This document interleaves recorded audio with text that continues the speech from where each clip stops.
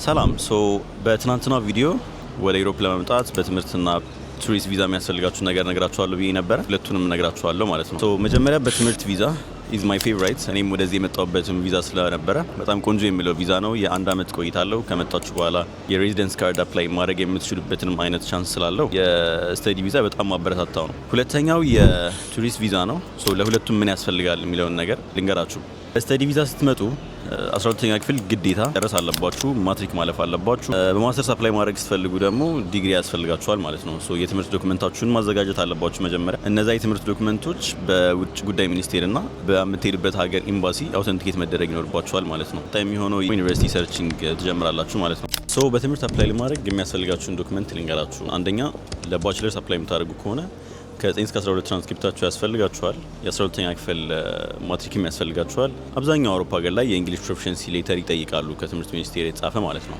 ማስተርስ ከሆናችሁ ደግሞ አሁን ያልኳችሁ ዶክመንቶች ተጨምሮ የዲግሪያችሁና ትራንስክሪፕታችሁ ያስፈልጋል ማለት ነው። ከዛ በኋላ ኔክስት ስቴፕ የሚሆነው ለትምህርት ቤቶችን ፈልጎ አፕላይ ማድረግ ይሆናል።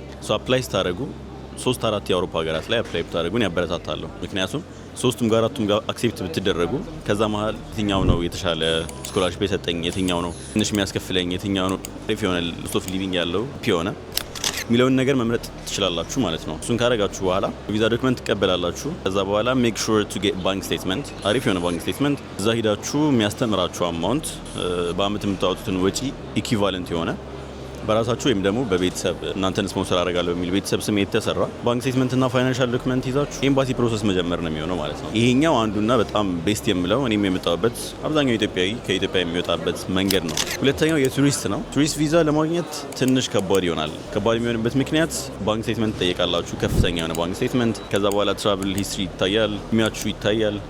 እነዚህ ነገሮች ከሞሉና ቢዝነስ የምታንቀሳቅሱ የትምህርት ዶክመንት የሌላችሁ ሰዎች ከሆናችሁ ደግሞ ቱሪስት ቪዛም እንደዚሁ ቀላል ነው ማለት ነው። ኤቭሪ ስቴፕ ኦፍ ዘ ዌይም ደግሞ የሚቀጥሉት ቪዲዮዎች ሰራላችኋለሁ። ያላችሁን ጥያቄ ኮሜንት ላይ አስቀምጡልኝ።